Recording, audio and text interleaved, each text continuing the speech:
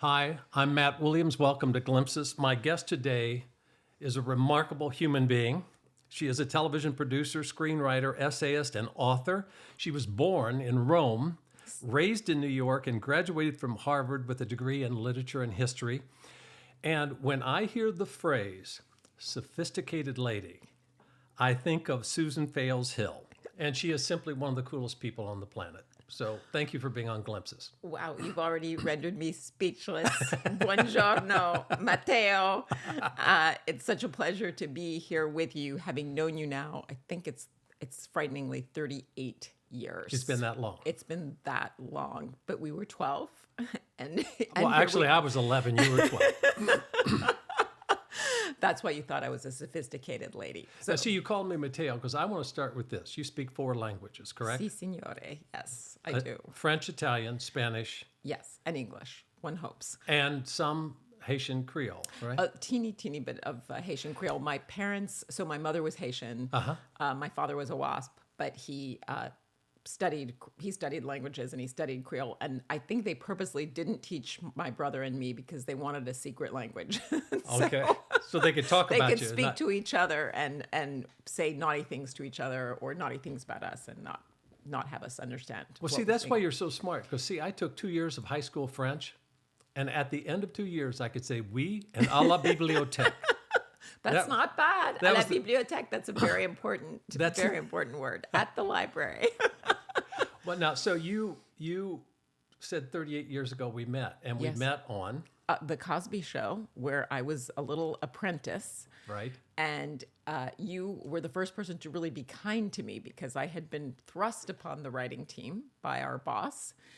And later I understood why people were not receptive because as writers, you want to be able to pick your comrades, and you hadn't picked me. So, but I remember coming into your office with what I thought was an attempt at a scene.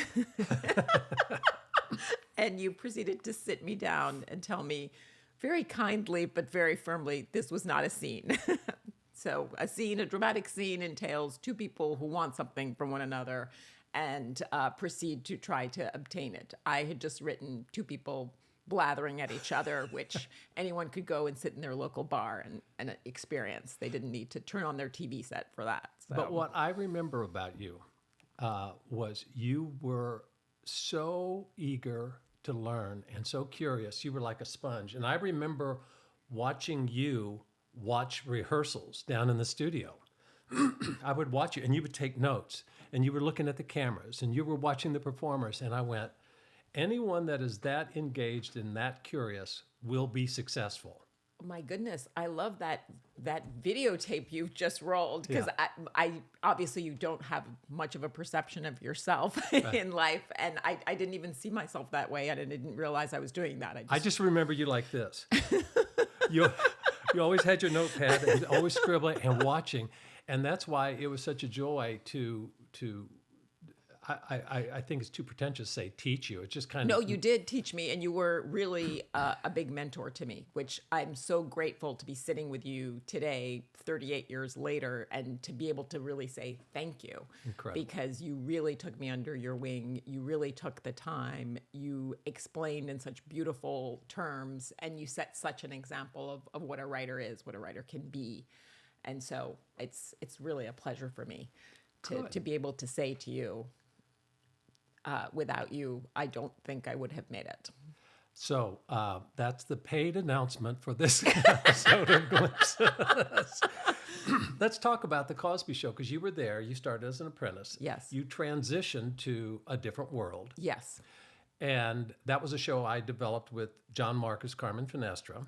We wrote the pilot and then went back to the Cosby Show. But you started as a story editor. Yes, I did. And you worked your way up to head writer. Yep. Okay. So you learned pretty quickly. And as a head writer, for those who are listening, 1, what does a head writer do in television? And 2, what is the most important attribute that you can possess as a head writer? I think as a head writer, you need to be a broodmare. The broodmare leads from behind. She brings out the best in the whole team, and she's pushing from behind to get everybody to go in the same direction. So I think you have to have a vision of where the show can go, but you also have to have the humility to understand you don't have the answer to all the questions, and to really help everyone around you come up with those answers. That is a pretty brilliant description. That really is, because you don't have all the answers, but you pull the best out of the herd. You get, yes, encourage. No, encourage and be open and give people the freedom to be their best selves and to bring their ideas. And I always begin by saying to the team, there's no such thing as a dumb idea, because a bad idea can lead to a very good one. A bad joke can lead to a very good one.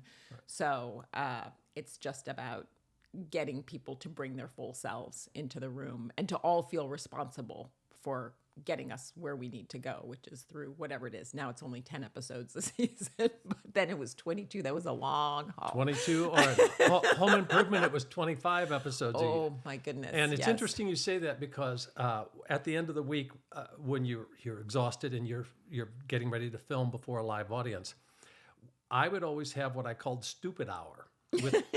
Where you get all the writers around the table and go, no one's going to harass you or make fun of you. I want to hear your most dumb idea. What's the dumbest idea? And inevitably somebody pitches something and you go, wait a minute, what if we do? And it triggers something.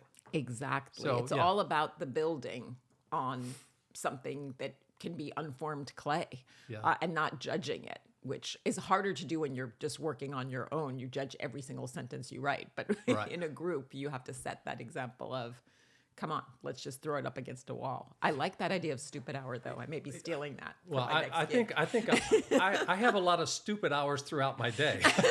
So I think my life is stupid hour, but now you, besides TV, and you did other shows like Suddenly Susan, Lynx. Currently, you are on the Sex and the City reboot and Just Like That, and you are a consulting producer on and Just Like That. Tell the listeners, what does a consulting producer do besides consult?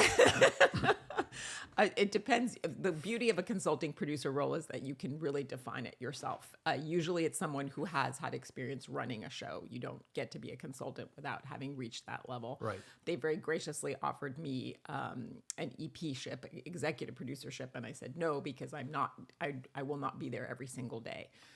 However, I did choose to be there every day during our writing process, because you're there to help them shape the season, because you lay out the season over the course of the 20 weeks that you have in a writer's room. And I realized you need to be there every day, because there's nothing worse than that person who parachutes in 2 days a week and unravels what everyone has done, or starts to punch holes into the stories that people have come up with. And the way a season is done, as you well know, is you look at your characters and you say, where is he or she, or where are they at the beginning of the 8-episode or 10-episode run, and where are they at the end? What are the steps of this evolution? It's an arc in the same way a novel or a play draws an arc. So I really wanted to be in there with doing the building blocks. And one of the reasons that Michael Patrick King very graciously invited me to be part of this is that they've really expanded the canvas of Sex and the City. It's much more multicultural than it was. I was so excited because I feel like I've never been able to play all the keys on my piano, as it were. Right. I have written black shows, I've written white shows, and never the twain have met. And that is not the experience of my life. My life is extremely integrated, starting with mom and dad. Right. And to me, the New York that I've always known was a very integrated place. And so I really have always wanted to see that on screen and to be part of creating that kind of mosaic of women who are of many different ethnicities and different backgrounds, and yet find all these commonalities has just been a real joy. That's great. That's great. And it's interesting that as a head writer, you come in now with all that experience. You know where the sand traps are. You know where the stories are going to get derailed.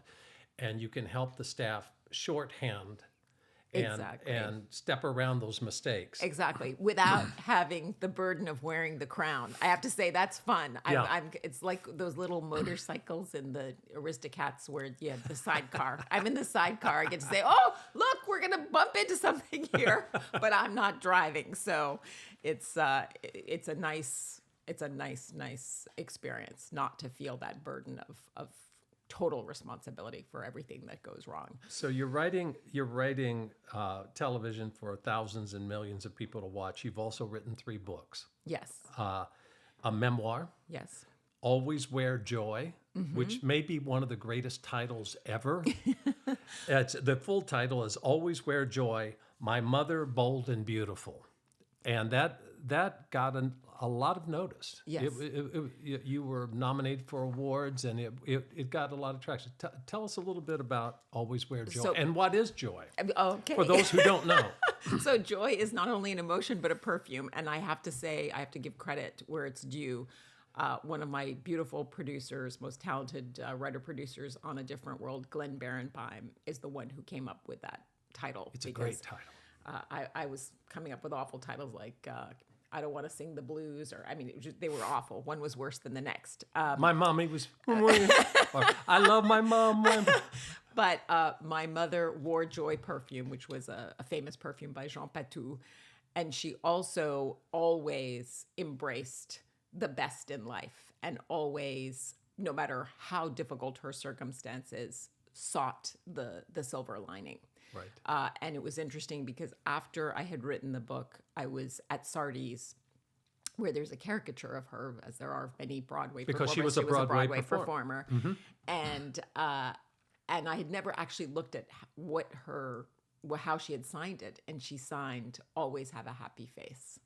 So it was very interesting. But the book came out of an article that I wrote for Vogue magazine in the year 2000 called My Life in Black and White. And it was about growing up biracial and not being a basket case, because I was a little sick and tired of the sort of narrative of the tragic mulatto. Right. And I made a joke in the article about writing my autobiography, and I called it Up from Lomans, in a play on Up from Slavery. And I started getting calls from editors I knew saying, when is your memoir coming out? I can't read. I thought, do they really think I wrote Up from Lomans? And then I looked in my closet and thought, actually, that would be an apt title. So anyway, our dear friend, Adriana Trigiani, the great novelist and raconteur and personality on Facebook Live, introduced me to her book agent. And the book agent said to me, you have a story that's so unique because you grew up in this interracial family. My parents got married in 1958, the same year as the Lovings, who were the subject, obviously, of the Supreme Court case, Loving versus Virginia, which struck down the anti-miscegenation laws, which were on the books till I was 7 years old, until 1969. Isn't that incredible? Yeah, and so my parents, fortunately, were in New York, but there was so much vitriol against them, and they received a lot of hate mail. My mother was a well-known performer. My father was from a very old WASP family, prominent. Some came on the Mayflower, the others on the second boat. So they ended up having to flee the country, which was why I was born in Rome. They were refugees from racism, if you will. So between that, also my mother being this Auntie Mame character who at the same time was an amazingly hands-on and completely loving mother. Suzanne Gluck, my agent, felt you've got a story that is so unique. My mother was dying at the time. She was terminally ill with emphysema because she'd been a smoker. And I went to her and I said, Mommy, people want me to write the story of your life and our story. And she had been approached many times about writing memoirs because she was one of those people who, you'd say, oh, Queen Elizabeth, oh, yes, I met her once. She met everybody. So, and she said to me, I want you to write our story. And so that became a sort of a sacred charge. And so I started writing the book while she was still with us. And then she passed away in the middle of the process. And I'm actually so grateful that then I had to go back and continue to write this book, because it was the best way to grieve her and the best way to process this enormous loss of this amazing And it's a human being. wonderful book. It's a wonderful read. And you've also written 2 novels, One Flight Up, Imperfect Bliss, both in the vein of romantic comedy. Yes, indeed. So I want to ask you this. When you're writing in a room on TV, Yep. and you're writing for people sitting at home, thousands and millions, Yeah. and then you're writing a book, there's I guess a concept that everyone writes for one reader. Do you write for one reader, or do you excuse me, do you just tell the story you want to tell and not worry about the reader? Well, so I'm neurotic, so I worry about everybody. And I always Spoken say, like a true writer. That's a true writer's mind. it's a writer's mind, and then there's a whole other layer of pressure and guilt because I was very much raised in the philosophy that when and where I enter, the whole race enters with me. And in my case, that's a lot of people because Yeah.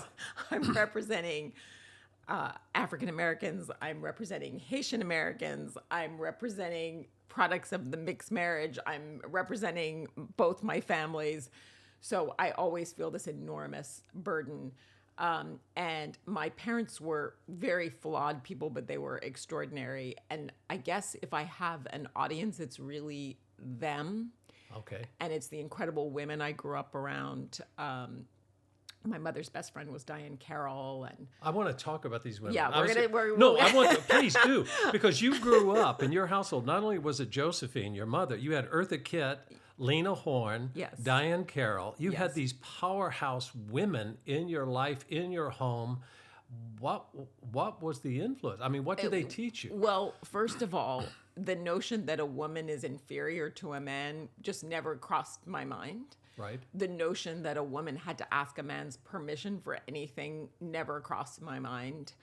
The notion that Black women were not as beautiful as a blonde, blue-eyed white woman, with all due respect to the Right. Ursula Andresses of the world. Yes, she's lovely, but it's sort of, these women are goddesses. Yeah. It also was very helpful because I'm 60 years old, so when I was growing up, Black women were not on the covers of magazines. We were not in a lot of advertisement. We were not the ideal by any stretch. Right. And yet I knew the world was crazy because these women redefined reality for me. I mean, first of all, you couldn't help but look at Lena Horne, the most beautiful woman who ever walked. Diane Carroll, with no makeup on. She lived, when she lived in New York, on the Upper West Side, blocks from us, and she'd throw on, some old outfit. And she'd say, Josephine, I've had this in my closet since 1975. I just put it on. I don't care. But they taught me that femininity was strength. And now my daughter would say, what's femininity? Younger people are going to say, how are you defining femininity? Yeah. They were so in possession of their sensuality, their sexuality, and sexuality and intelligence and glamour and intelligence all went together. It was all, they embraced what some would call the divine feminine. And so it was just so empowering. I'm so profoundly grateful. And when I would meet people later in life in college and so forth who would say, oh, I always grew up feeling inferior to, lighter skinned women or blonde women, I'd say, what? Yeah. What are you talking about? Who made that the ideal? That's crazy. But also on a more serious level, just the notion that you belong in every room that you walk into.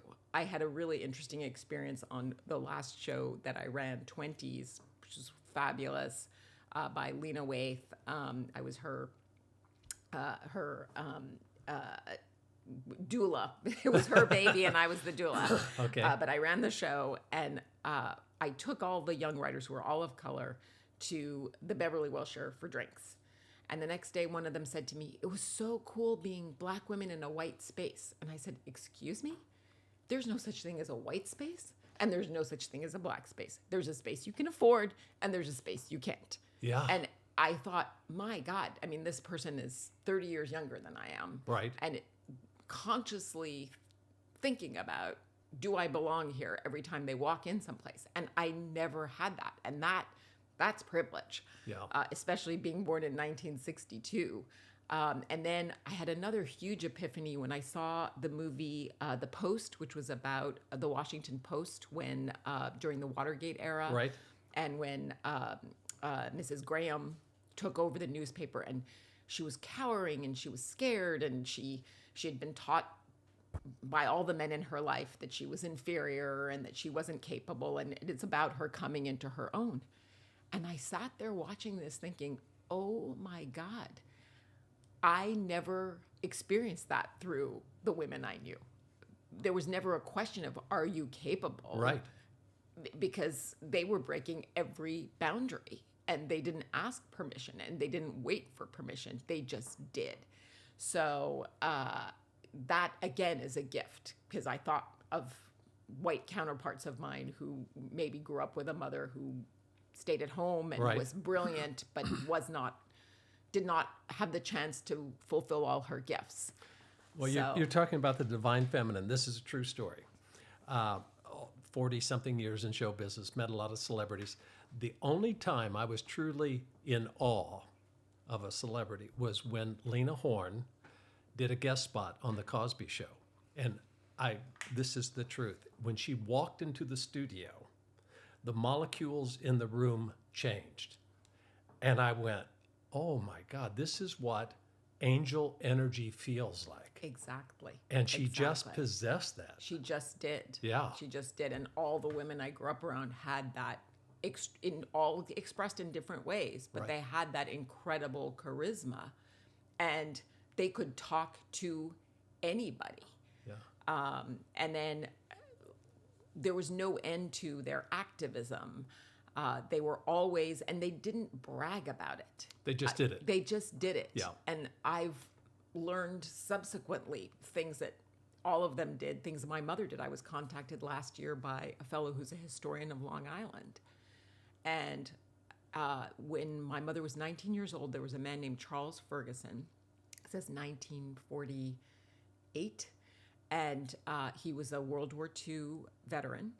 And he was in a bar, and someone called him a slur, and he had words with the bartender and then left. And at any rate, he and his brothers were followed, and they ended up being killed, basically, by the police. And that part of Long Island was a hub of the Ku Klux Klan at the time. So it was a very early, just brutal police shooting of a man who had won, I think he had the Purple Heart. And he was going to be sent, he was going to be deployed to Japan to detonate bombs and landmines. Anyway, obviously, with the loss of him, his widow, everybody's life was derailed. His family fell into poverty and what have you.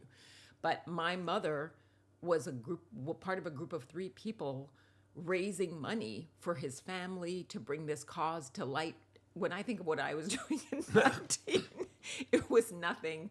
And here was a young woman without, a huge personal fortune or anything. And again, just going out and doing it, and never, with no fanfare. I mean, she didn't sit around telling me, and then I. No, she just did it. Now, you've got a 20-year-old daughter, Yes, Bristol, sir. Yes. At Harvard. Yes. What do you hope to pass on to her?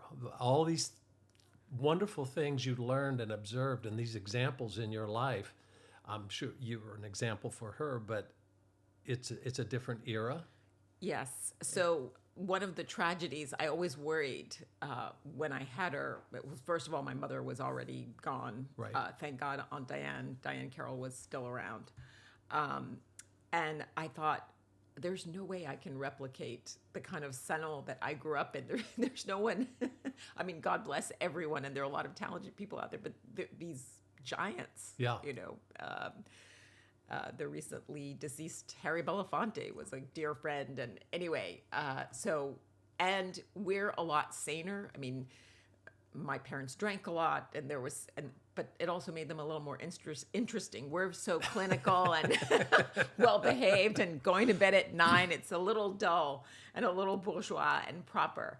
But I did realize at one point when she was about 6 and sitting around with a friend of mine who runs the Studio Museum of Harlem, and Misty Copeland, who is the first Black prima ballerina with the American Ballet Theater, whom I helped mentor early in her career.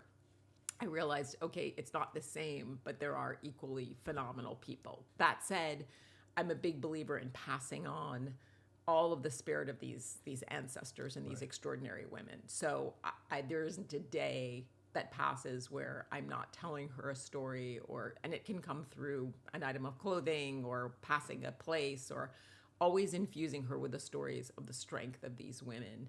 And I used to play my mother's music in the house when she was little, because I want her to have that extraordinary sense of, you are a woman, and that is a beautiful strength to embrace, and you can be anything.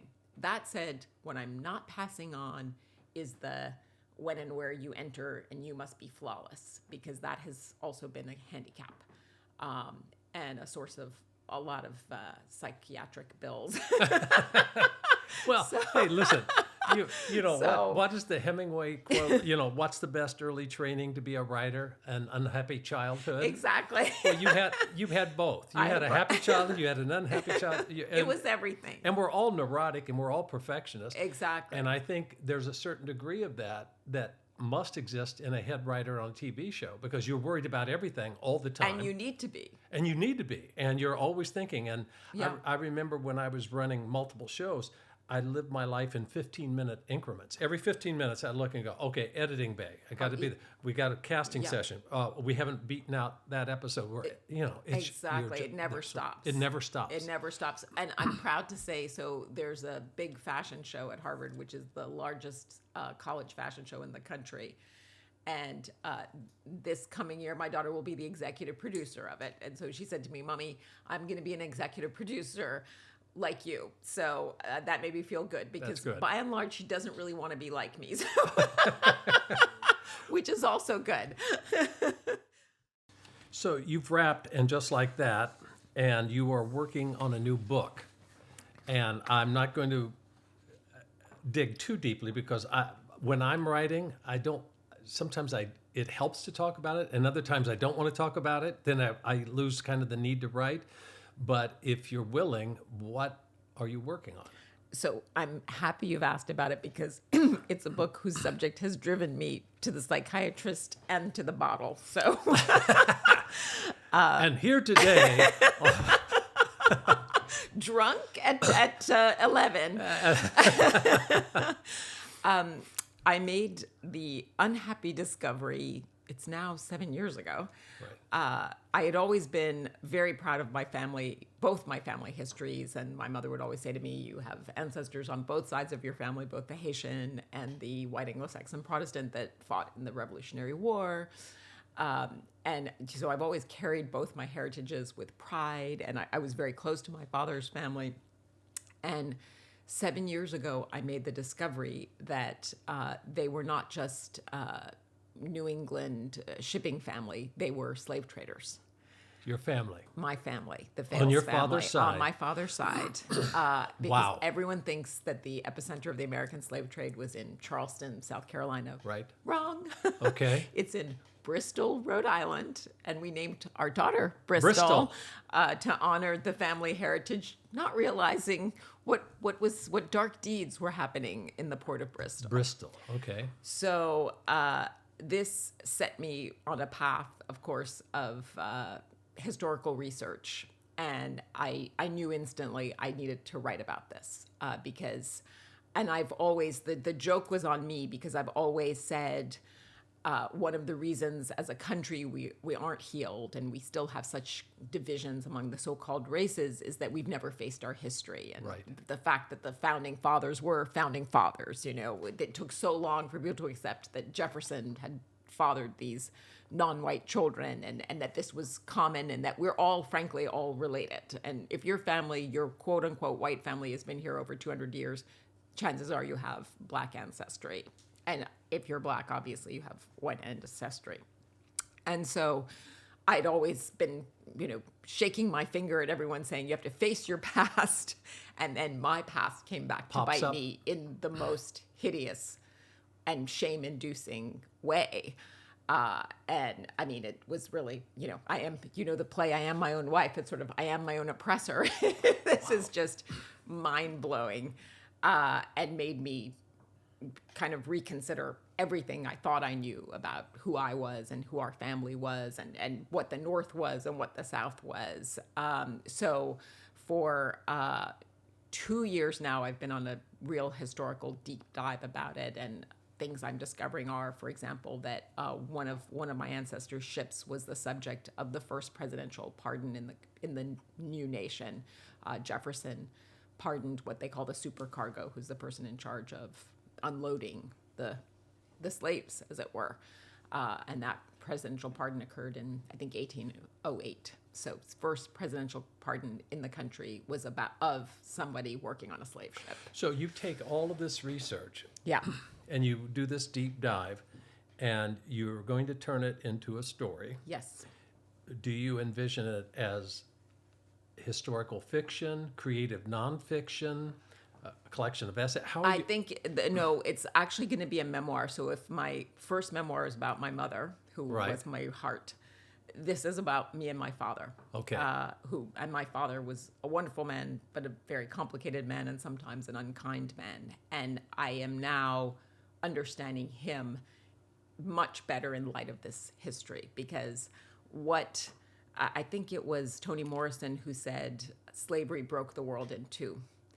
And when I look at our country, racism, slavery, segregation have warped everybody. And my father was like the medicine man. You know how the medicine man takes on the disease for the village. Yes. He did not consciously know this history because he shared everything that was to him unpleasant about his family. He never shared this. So he didn't know consciously. I think unconsciously he knew. And he was tormented by it. And I've discovered in the course of my research that one of his heroes, he was trying to write a history book when I was growing up, and he never published it.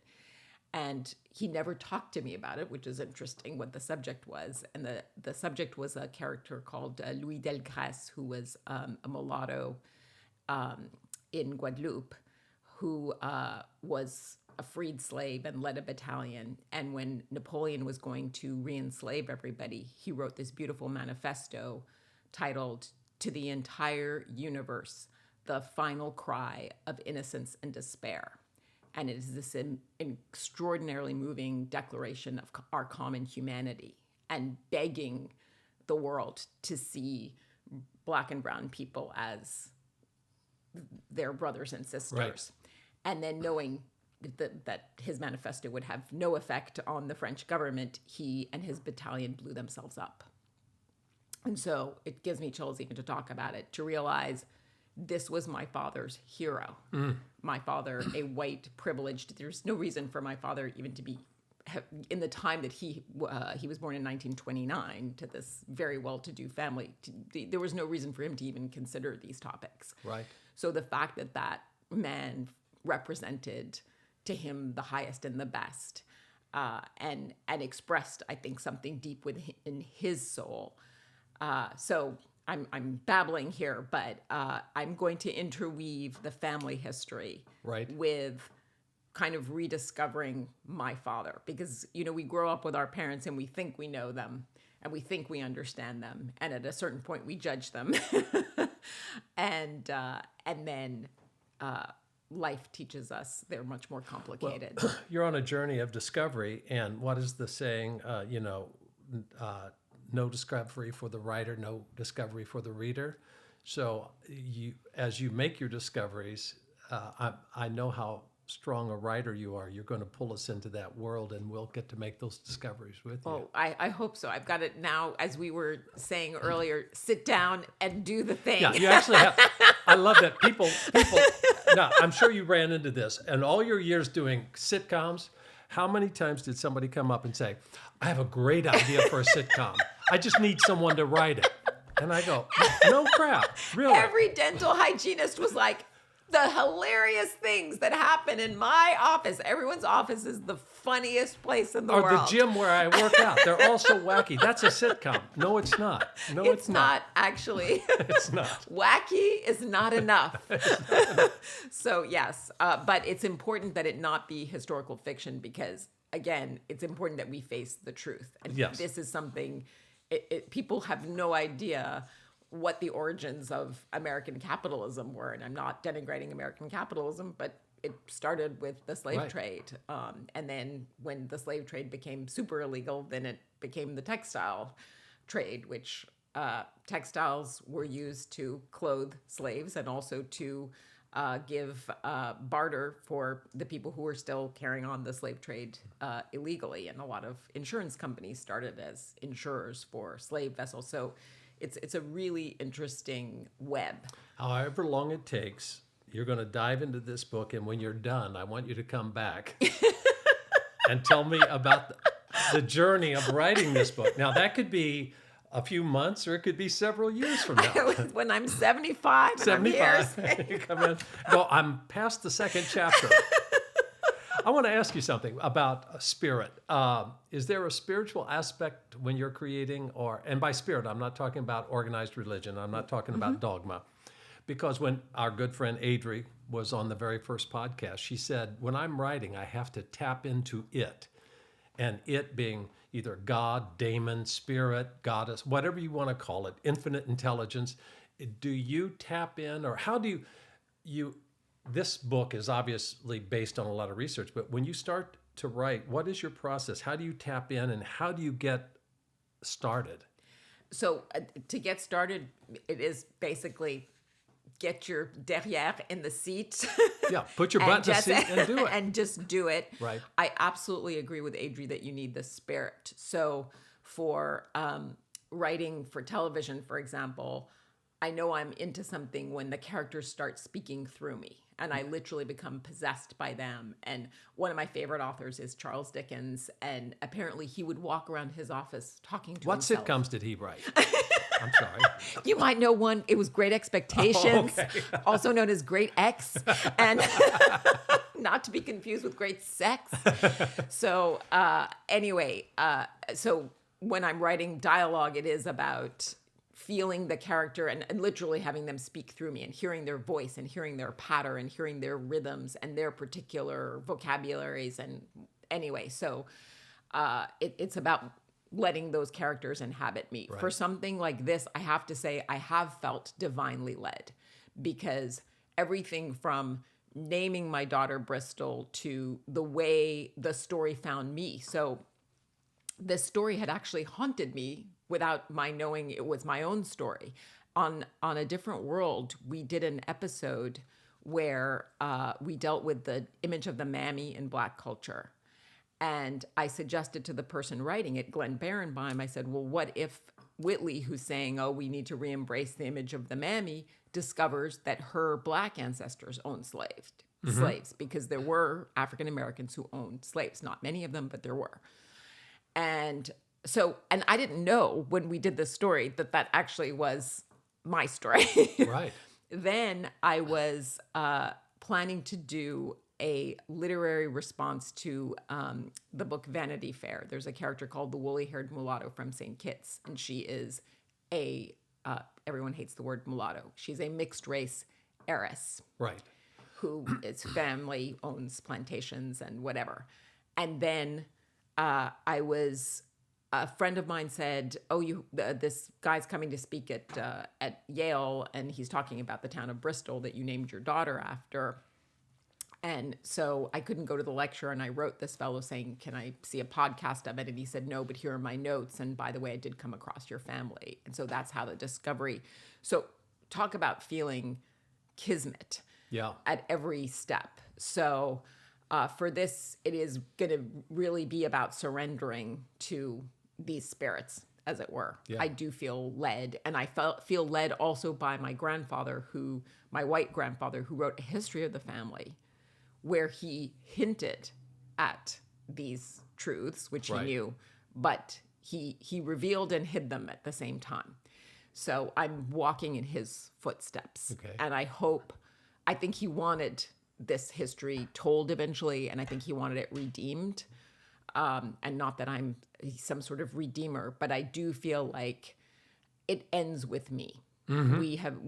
We carry this sin, and I'm here to expiate it. I know that sounds grandiose, but I feel that in my bones. But it's a very painful process because I am complicit. I'm not looking at my ancestors and I'm not looking at my grandfather saying, how could they?